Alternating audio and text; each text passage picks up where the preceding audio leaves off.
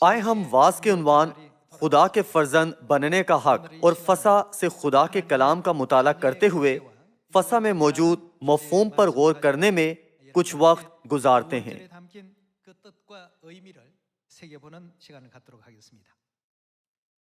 آج ہم صیون میں فسا کو پاک مان رہے ہیں۔ خدا کی مرضی کی فرمانبرداری میں یہ فسا تمام دنیا میں اتحاد سے منائی جا رہی ہے۔ آج دوسری عید فسا ہے۔ یہ مقدس کیلنڈر کے دوسرے مہینے کی 14ویں تاریخ ہے۔ پہلی عید فسا مقدس کیلنڈر کے پہلے مہینے کی 14ویں تاریخ تھی، جو ہم نے ایک مہینے پہلے منائی ہے۔ جنہوں نے پہلی فسا کے بعد بپتسمہ لیا ہے یا وہ جو اسے پہلے مہینے میں کسی ناگزیر وجہ کے باعث منا نہیں سکے، آج دوسری عید فسا منا رہے ہیں۔ آج ہم اس بات کے بارے میں مطالعہ کریں گے کہ دوسری فسا کا مفہوم اور اہمیت کیا ہے۔ فسا جو دوسرے مہینے میں منائی جا رہی ہے اور فسا جو پہلے مہینے میں منائی گئی ہے، دونوں میں ایک جیسا وعدہ موجود ہے۔ موسوی شریعت میں خدا کی شریعت کے مطابق صرف وہی لوگ جو پہلے مہینے میں فسا نہیں منا سکے تھے، انہیں موقع بخشا جاتا ہے کہ پہلی فسا منائے جانے کے ایک مہینے بعد دوسرے مہینے میں فسا منا سکیں۔ فسا منانے والے سب لوگوں سے خدا نے وعدہ کیا تھا کہ ان کے لیے آسمان کی بادشاہی کے دروازے کھلیں گے اور انہیں ہمیشہ کی زندگی بخشی جائے گی۔ خدا نے انہیں گناہوں کی معافی عطا کرنے کا وعدہ بھی کیا تھا۔ اس کے علاوہ عدالت کے دن آخری آفت سے بچنے کے نشان کے طور پر خدا نے ہم سے فسا کا وعدہ کیا ہے، یعنی جب خدا اہل زمین پر 7 آفتیں لائیں گے۔ کتاب مقدس سے ہم دوسرے مہینے میں منائی گئی فسا کے متعلق یقینی شہادت اور تعلیم معلوم کر سکتے ہیں۔ اگر کوئی کچھ ایسا بڑھائے جو کتاب مقدس میں نہیں یا کتاب مقدس سے کچھ نکال ڈالے، تو کیا یہ ان کے ابدی آسمان کی بادشاہی کے راستے کے لیے نقصان دہ نہیں ہوگا؟ دوسرے مہینے میں منائی جانے والی فسا کے آغاز کو گنتی باب 9 سے دیکھتے ہیں۔ باب 9 آیت 1۔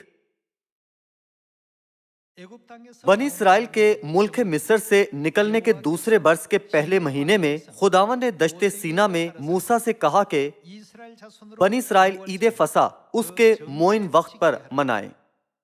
انہیں عین وقت پر فسا منانے کو کہا گیا تھا۔ آیت 3۔ اسی مہینے کی 14ویں تاریخ کی شام کو تم وقت معین پر یہ عید منانا اور جتنے اس کے آئین اور رسوم ہیں ان سبوں کے مطابق اسے منانا۔ سو موسیٰ نے بنی اسرائیل کو حکم کیا کہ عید فسا کریں، اور انہوں نے پہلے مہینے کی 14ویں تاریخ کی شام کو دشت سینا میں عید فسا کی۔ جب آیت پہلے مہینے یا دوسرے مہینے کا حوالہ دیتی ہے تو دونوں کا تعلق مقدس کیلنڈر سے ہوتا ہے۔ یہ شمسی یا قمری کیلنڈر نہیں ہے بلکہ کتاب مقدس کا کیلنڈر ہے۔ کیا یہ کیلنڈر مقدس کیلنڈر نہیں کہلاتا؟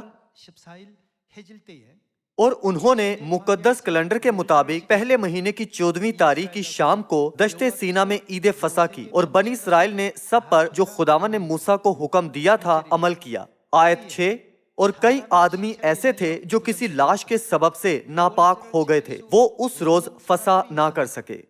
سو وہ اسی دن موسیٰ اور ہارون کے پاس آئے اور موسیٰ سے کہنے لگے کہ ہم ایک لاش کے سبب سے ناپاک ہو رہے ہیں، پھر بھی ہم اور اسرائیلیوں کے ساتھ وقت معین پر خداوند کی قربانی گزراننے سے کیوں روکے جائیں؟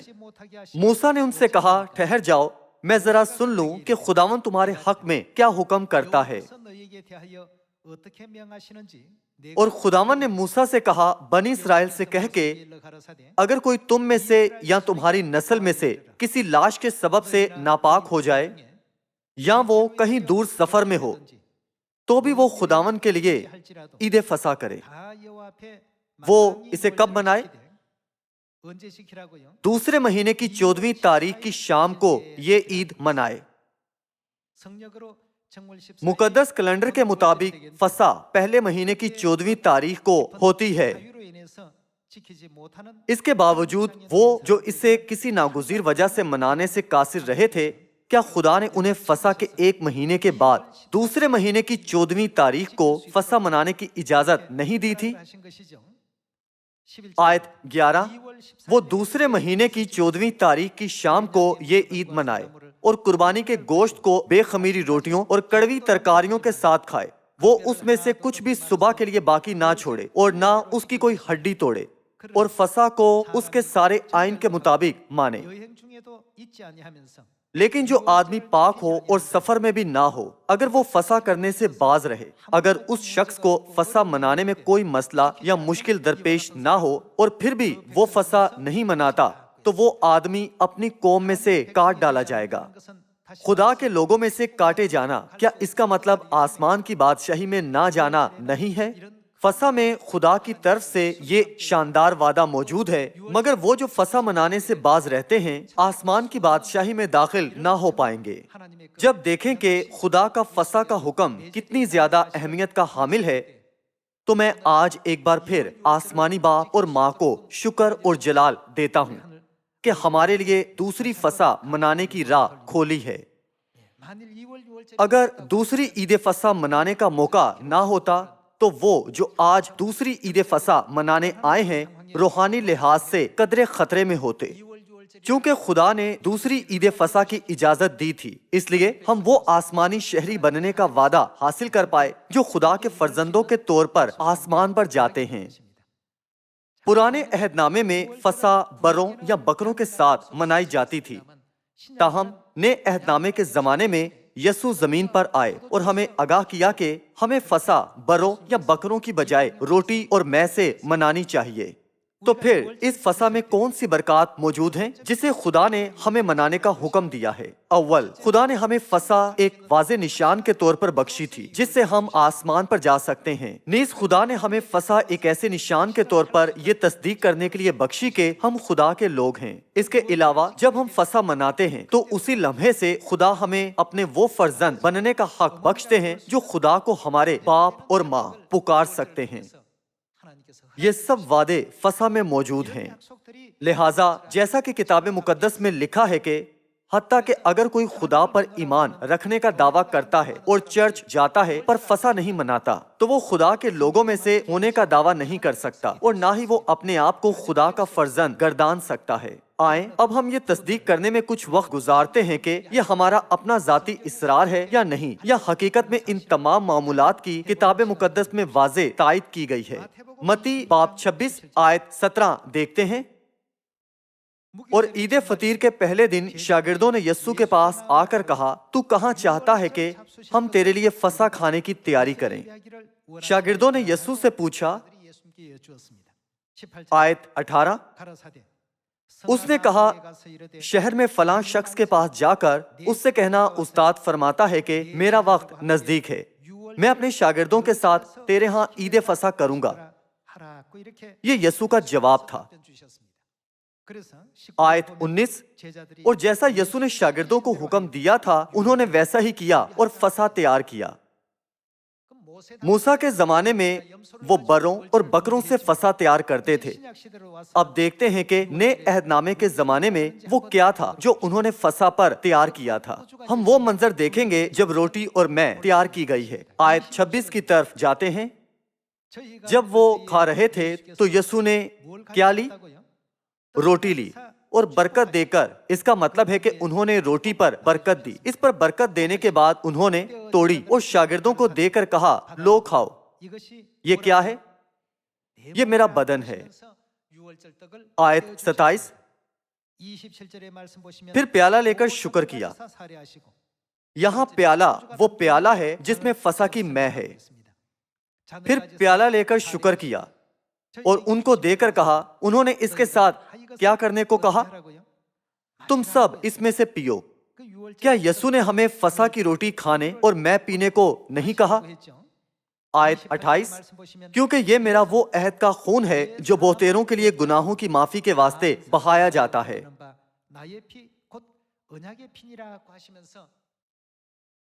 پرانے عہد نامے کے زمانے میں خروج کے وقت انہوں نے برے اور بکرے ذبح کیے اور گھروں کے دروازے کی چوکھٹ اور دروازوں کے دونوں بازوؤں پر خون لگاتے ہوئے جانوروں کا گوشت کھایا۔ تاہم جب ہم نئے عہد کے وقتوں کی جانب بڑھتے ہیں تو ہم دیکھ سکتے ہیں کہ جب یسوع نے فسح منائی تو انہوں نے اپنے شاگردوں کو روٹی اور مے کے ساتھ فسح منانے کا حکم دیا تھا۔ یسوع نے ہمیں سکھایا کہ فسح کی روٹی ان کے پاک گوشت کو ظاہر کرتی ہے جو کہ ان کا پاک بدن ہے۔ یسوع نے ہمیں یہ بھی سکھایا کہ پیالے میں ان کے قیمتی خون کو ظاہر کرتی ہے جو کہ انہوں نے بنی نوع انسان کے گناہوں کی معافی کے لیے بہایا تھا۔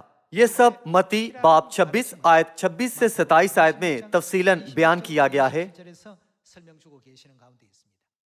یسوع نے کہا، یہ پیالہ میرے عہد کا خون ہے جو بہتیروں کے لیے گناہوں کی معافی کے واسطے بہایا جاتا ہے۔ انہوں نے ہمیں بتایا کہ ان کے خون میں یہ وعدہ موجود ہے۔ نئے عہد کی سچائی میں رہنے والے تمام لوگوں کے ساتھ خدا نے ہمیشہ کی زندگی کا وعدہ کیا تھا۔ انہوں نے اس کا وعدہ ان سے کیا جو روح القدس کے زمانے میں زمین پر آنے والے مسیح آن سنگھوں کو قبول کرتے ہیں، اور ان سے جو روح اور دلہن کو قبول کرتے ہیں۔ یہ وعدہ فسح کی پاک سچائی میں رہنے والوں کو بخشا گیا ہے۔ آئیں اس وعدہ کی تصدیق کرتے ہیں جو انہوں نے ہم سے یوحنا کی کتاب کے 6 باب میں کیا ہے۔ آیت 53، یسوع نے ان سے کہا، میں تم سے سچ کہتا ہوں کہ جب تک تم ابن آدم کا گوشت نہ کھاؤ اور اس کا خون نہ پیو، تم میں کیا نہیں ہے؟ تم میں زندگی نہیں۔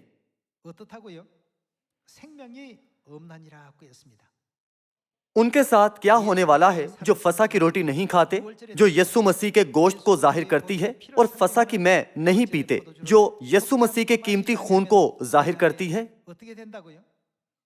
یسوع نے کہا، ان میں زندگی نہیں ہے۔ وہ لوگ جن میں زندگی نہیں کیا آسمان پر جا سکتے ہیں جو کہ ہمیشہ کی زندگی کی بادشاہی ہے؟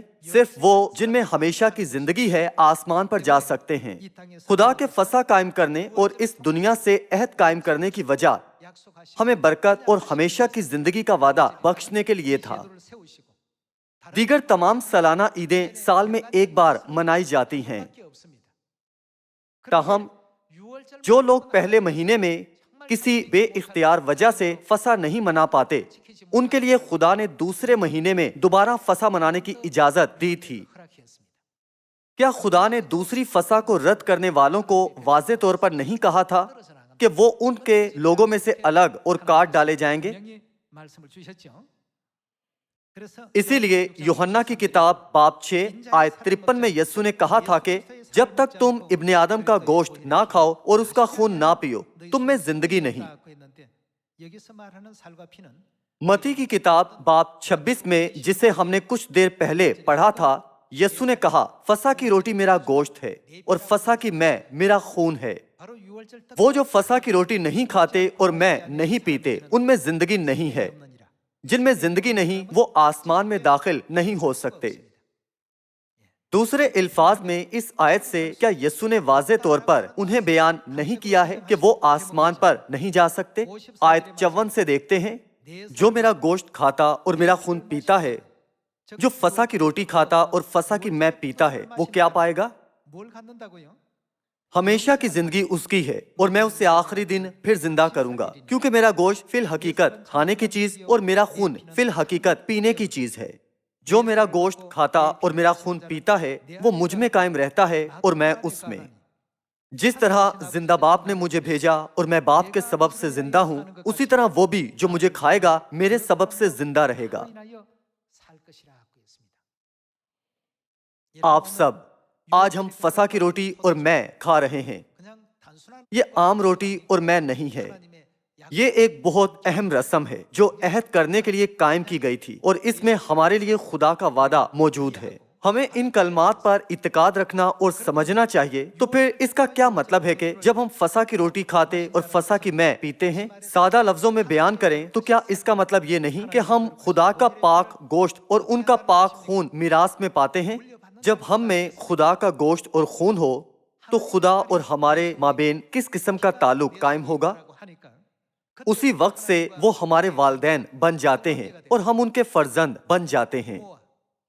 چونکہ اب خدا اور ہمارے درمیان والدین اور بچوں کا تعلق ہے، تو فسح منانے والوں کو کون سا حق حاصل ہے؟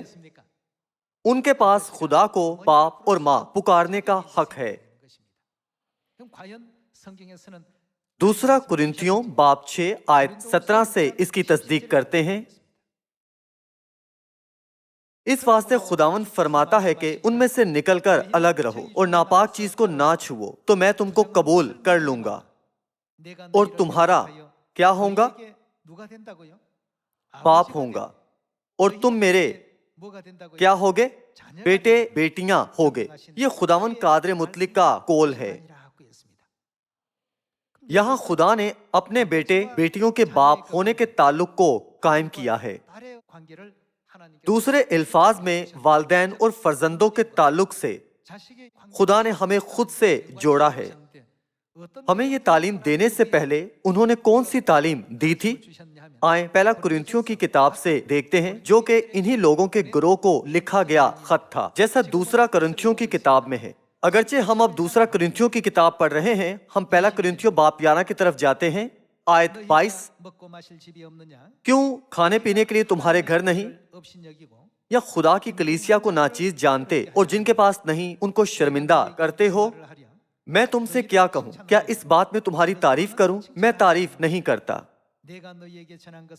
کیونکہ یہ بات مجھے خداون سے پہنچی اور میں نے تم کو بھی پہنچا دی کہ خداون یسوع نے جس رات وہ پکڑوایا گیا روٹی لی اور شکر کر کے توڑی اور کہا یہ میرا بدن ہے جو تمہارے لیے ہے، میری یادگاری کے واسطے یہی کیا کرو۔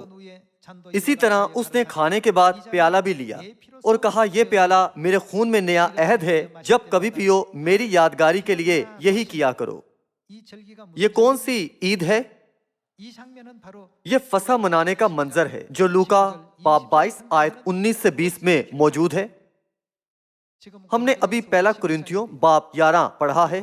دوسرا کرنتھیوں کی کتاب وہ خط ہے جو کرنتھس کے لوگوں کو پہلا کرنتھیوں کی کتاب والے خط کے بعد بھیجا گیا تھا۔ دوسرا کرنتھیوں باب 6 آیت 18 کے مطابق ہمیں خدا کو کیا پکارنا چاہیے؟ یہ لکھا ہے میں تمہارا باپ ہوں گا اور تم میرے بچے یعنی میرے بیٹے بیٹیاں ہوگے۔ خدا نے ہمیں اپنا پاک گوشت اور خون بخشا ہے۔ ہمارے پاس مسیح کے پاک بدن کے ساتھ ساتھ ان کا پاک اور قیمتی خون بھی ہے۔ بس یہ قدرتی امر ہے کہ انہیں حاصل کرنے والے لوگوں کو خدا کو اپنے باپ اور ماں پکارنے کا حق بخشا گیا ہے۔ اس ساری سچائی کو قائم کرنے اور اس کی گواہی دینے کے لیے کون ہمارے سامنے آئے؟ رومیوں کی کتاب میں یہ لکھا ہے کہ روح خود ان سب باتوں کی گواہی دیتا ہے۔ رومیوں باب 8 آیت 16 دیکھتے ہیں، روح خود ہماری روح کے ساتھ مل کر گواہی دیتا ہے کہ ہم خدا کے فرزند ہیں۔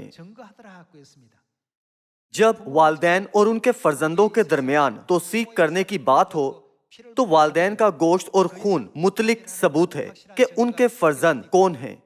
کیا اس سے بڑا ثبوت اور کچھ ہو سکتا ہے؟ کیا یہ انتہائی مطلق ثبوت نہیں ہے؟ اس لیے خدا نے آسمانی فرزندوں کو فسح کے وسیلے کیا دینے کا وعدہ کیا تھا جو آج ہم منا رہے ہیں؟ خدا نے اس فسح کو مسیح کے گوشت میں شریک ہونے کے دن کے طور پر مقرر کیا تھا، یعنی ان کے پاک بدن اور ان کے قیمتی خون میں۔ آیت 16 دوبارہ دیکھتے ہیں، روح خود ہماری روح کے ساتھ مل کر گواہی دیتا ہے کہ ہم خدا کے فرزند ہیں، اور اگر فرزند ہیں تو وارث بھی ہیں، یعنی خدا کے وارث اور مسیح کے ہم میراث، بشرط کہ ہم اس کے ساتھ دکھ اٹھائیں تاکہ اس کے ساتھ جلال بھی پائیں۔ کیونکہ میری دانست میں اس زمانے کے دکھ درد اس لائق نہیں کہ اس جلال کے مقابل ہو سکیں جو ہم پر ظاہر ہونے والا ہے۔ روح نے پیشتر ہی گواہی دے دی تھی کہ ہم خدا کے فرزند ہیں۔ اس کے متعلق گواہی دینے کے لیے خدا نے کیا استعمال کیا تھا؟ ہم محض یہ کہہ کر خدا کے فرزند نہیں بن سکتے کہ مجھے خداوند سے محبت ہے اس لیے خدا میرے باپ ہیں اور خدا میری ماں ہے۔ یہاں ہمارے اکثر بھائیوں اور بہنوں میں سے آپ میں سے کچھ کسی کی امی ہیں اور آپ میں سے کچھ کسی کے ابو ہیں۔ کیا آپ کسی بھی نوجوان راہگیر کے باپ یا ماں ہو سکتے ہیں جس نے آپ کا گوشت اور خون میراث میں نہ لیا ہو؟ اگر وہ صرف اتنا کہہ دے کہ آپ میری امی ہیں یا آپ میرے ابو ہیں۔ ایک بچہ چاہے کتنا بھی والدین کا دل توڑے، کیا خاندانی تعلق ٹوٹ سکتا ہے جبکہ اس بچے میں والدین کا گوشت اور خون ہو؟ ان کا تعلق کبھی بھی ہمیشہ تک ٹوٹ نہیں سکتا، کیونکہ بچے میں اس کے والدین کا گوشت اور خون ہوتا ہے۔ اس لیے خدا نے ہمیں یہ رسم بخشی ہے تاکہ ہم فسح کے وسیلے ان کے فرزندوں کے طور پر پہچانے جائیں۔ اور خدا نے کہا، جب تم پانیوں میں سے گزرو گے تو میں تمہیں محفوظ رکھوں گا، اور جب تم آگ میں سے گزرو گے تو میں تمہاری حفاظت کروں گا، میں تمہارا دفاع کروں گا۔ خدا نے ہم سے وعدہ کیا تھا کہ وہ ہماری ساری زندگی میں ہمیشہ ہماری رہبری کریں گے، چاہے وہ ہمیں کسی بھی راہ پر لے جائیں۔ یہ ہمیشہ بہترین راستہ ہوگا جو آخرکار ہمیں آسمان کی بادشاہی کو لے جائے گا۔ خدا نے ہم سے وعدہ کیا تھا کہ اگر ہماری زندگی میں کوئی مشکل آتی ہے تو انہوں نے کہا تھا، میں تمہاری مدد کروں گا۔ اس کی وجہ یہ ہے کہ ہم خدا کے بیٹے بنے ہیں اور ہم خدا کی بیٹیاں بنی ہیں۔ آئیں ہم یسایہ باب 41 آیت 10 سے دیکھتے ہیں۔ تم مت ڈر، کیونکہ میں تیرے ساتھ ہوں، ہراسان نہ ہو، کیونکہ میں تیرا خدا ہوں۔ میں تجھے زور بخشوں گا، میں یقیناً تیری مدد کروں گا، اور میں اپنی صداقت کے دہنے ہاتھ سے تجھے سنبھالوں گا۔ دیکھ، وہ سب جو تجھ پر غضبناک ہیں پشیمان اور رسوا ہوں گے، وہ جو تجھ سے جھگڑتے ہیں ناچیز ہو جائیں گے اور ہلاک ہوں گے۔ تو اپنے مخالفوں کو ڈھونڈے گا اور نہ پائے گا، تجھ سے لڑنے والے ناچیز اور نابود ہو جائیں گے، کیونکہ میں خداوند تیرا خدا تیرا دینا ہاتھ پکڑ کر کہوں گا، مت ڈر، میں تیری مدد کروں گا۔ خدا محض سوچے سمجھے بغیر کسی کی مدد نہیں کرتے، جیسا کہ آپ اس آیت سے دیکھ سکتے ہیں کہ خدا ان کی مدد کرتے ہیں کیونکہ وہ خدا کے فرزند ہیں۔ چونکہ وہ خدا کے آسمانی فرزند ہیں تو خدا انہیں کیا دیتے ہیں؟ خدا انہیں ہمیشہ کی زندگی دیتے ہیں۔ کیا یہ قدرتی امر نہیں کہ بچے اپنے والدین کا ڈی این اے میراث میں پاتے ہیں؟ اپنے گوشت اور خون سے خدا نے ہمیں ہمیشہ کی زندگی پر مشتمل ڈی این اے بخشا ہے۔ کیا یہی وجہ نہیں کہ خدا نے یوحنا کی کتاب باب 6 میں وعدہ کیا تھا کہ جو کوئی فسح کی روٹی کھاتا اور میں پیتا ہے اس میں ہمیشہ کی زندگی ہے، اور یہ کہ وہ اسے آخری دن پھر زندہ کریں گے؟ اس بات کو سمجھنے کا دوسرا طریقہ یہ ہے کہ جو فسح کی روٹی نہیں کھاتے اور میں نہیں پیتے وہ خدا کے فرزند نہیں ہیں، کیونکہ ان میں خدا کا پاک گوشت اور خون نہیں ہے۔ صحیح؟ ایسے لوگوں کے پاس خدا کو ہمارا باپ اور ماں پکارنے کا حق نہیں ہے، اگرچہ وہ خدا کو اپنے باپ اور ماں پکارتے تھے۔ آخر میں خدا انہیں اپنے حقیقی فرزندوں سے جدا کر دیں گے، کیونکہ ان کے پاس فسح کے وسیلے خدا کا پاک گوشت اور قیمتی خون نہیں ہے۔ خدا ان سے کہیں گے، تم میرے فرزند نہیں ہو۔ آسمانی گھر صرف آسمانی خاندانی اراکین کے لیے ہے، اس لیے تم سب جو میرے فرزند نہیں ہو میرے پاس سے چلے جاؤ، میری کبھی تم سے واقفیت نہ تھی۔ اس لیے ہمیں فسح کی روٹی اور میں دیتے ہوئے یسوع نے کہا، یہ میرا گوشت ہے، یہ میرا خون ہے، یہ نیا عہد ہے جو میں تمہارے لیے قائم کر رہا ہوں۔ خدا نے ہمیں یہ وعدہ ایک عہد کے طور پر بخشا ہے۔ آپ سب جس بات میں وعدہ ہے اور جس بات میں نہیں ہے، کیا ان میں ایک بڑا فرق نہیں ہے؟ میں ہمیشہ یہ مثال دیتا ہوں کہ بپتسمہ کے لیے استعمال ہونے والے پانی میں اور گرد صاف کرنے والے پانی میں فرق ہے۔ جو پانی ہم ہر روز اپنے ہاتھ، پاؤں اور چہرہ دھونے کے لیے استعمال کرتے ہیں، کیا وہ ہمارے گناہ دھو سکتا ہے؟ چاہے ہم جتنا مرضی اپنے ہاتھ، پاؤں، چہرہ یا بال دھوئیں، یہ ہرگز ایسا نہیں کر سکتا۔ لیکن پانی جو ہم بپتسمہ کے لیے استعمال کرتے ہیں اس کا مفہوم مختلف ہے، کیا ایسا نہیں؟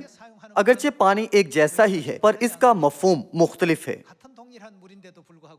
پہلا پطرس باب 3 میں بخشے گئے خدا کے کلام کے مطابق کیا خدا نے بیان نہیں کیا کہ نجات کے نشان کے طور پر پانی استعمال ہونا چاہیے جو ہمارے گناہ اور خطائیں دھو سکتا ہے؟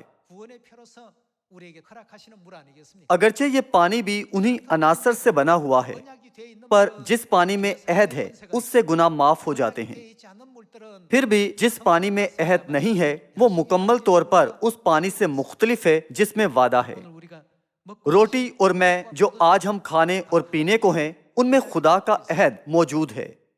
آج خدا ہمیں اپنے فرزند بننے کا حق بخشتے ہیں اور عین اس دن پر جو کہ فسح ہے ہمیں اپنے فرزندوں کے طور پر تسلیم کرتے ہیں۔ फसा की रोटी और मैं महज रोटी का टुकड़ा और मैं का एक प्याला नहीं है। वो वादा जो खुदा ने अहद के तौर पर किया इसमें मौजूद है। इस लम्हे से आइंदा को आप आजादाना खुदा को अपने बाप और माँ पुकार सकते हैं। हम जो भी करें, हम जहाँ कहीं भी हैं, खुदा हमेशा हमारी हिफाजत और हमारी मदद करने के लिए मौजूद हैं। मैं दुआ गो हूं कि आप सबके खानदान भी बाप और माँ की बरकत के तहत आसमान पर जाएंगे।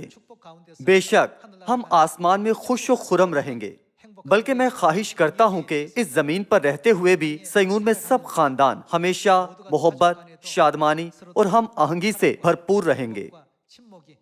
आज हम इस ईद फसा से आसमानी खानदान बन गए हैं। फसा जो आज हम मना रहे हैं, इसमें ऐसा वादा है जो हम सोने के 1000 टुकड़ों या 10 लाख डॉलर से भी खरीद नहीं सकते। भाइयों और बहनों, आपको आज निहायत कीमती चीज की जमानत मिली है, इसलिए हम आसमानी बाप और माँ को ज्यादा जलाल और शुक्र दें और अपने ईमान की बाकी जिंदगी खुदा के नजदीक रहते हुए ज्यादा पुरफजल तौर पर गुजारें। हमें ये कीमती बरकत बख्शने पर मैं एक बार फिर आसमानी बाप और माँ को जलाल और शुक्र देता हूँ। इसके साथ मैं आज का वाज खत्म करूंगा। आपका बहुत शुक्रिया।